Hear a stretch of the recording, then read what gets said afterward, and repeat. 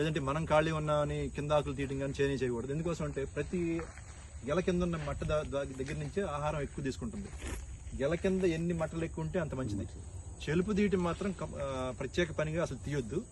ఎప్పుడైతే గెల కోసేప్పుడు ఎక్కువ ఆకులు ఉన్నాయి, మరుసటి రోజు మనం కోసేప్పుడు ఇది అవరోధంగా ఉంటుంది అన్నప్పుడు ఆ రోజు 1 గంట ముందు వచ్చేసి ఆకులు తీసి అప్పుడు గెల తీసుకోవాలి తప్పితే కావాలని మాత్రం ఎటువంటి పరిస్థితుల్లో చెలుపు తీయకూడదు.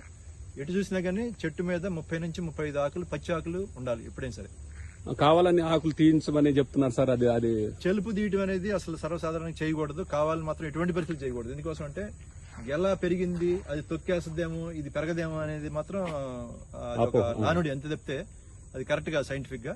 దీని కింద ఎన్ని ఆకులు ఉంటే అంత మంచిది. దీని ద్వారానే ఆహార పదార్థం దాన్ని తయారవుతుంది. అదిగాక దాదాపుగా 4 నెలలకి మనం గెల నరుకుతున్నాం అంటే 3 నెలల 3 వారాల వరకు దాంట్లో తేమ ఉంటుంది. చివరి వారమే 20 నుంచి 30% వరకు అయితే తేమ నుంచి మనం ఆయిల్ గా మారుతుంది. సో అందుకనుంచే అప్పటి వరకు ఆ వారం వరకు కంపల్సరీ దాని కింద ఉన్నటువంటి ఆకు మాత్రం కంపల్సరీ ఉంచాలి.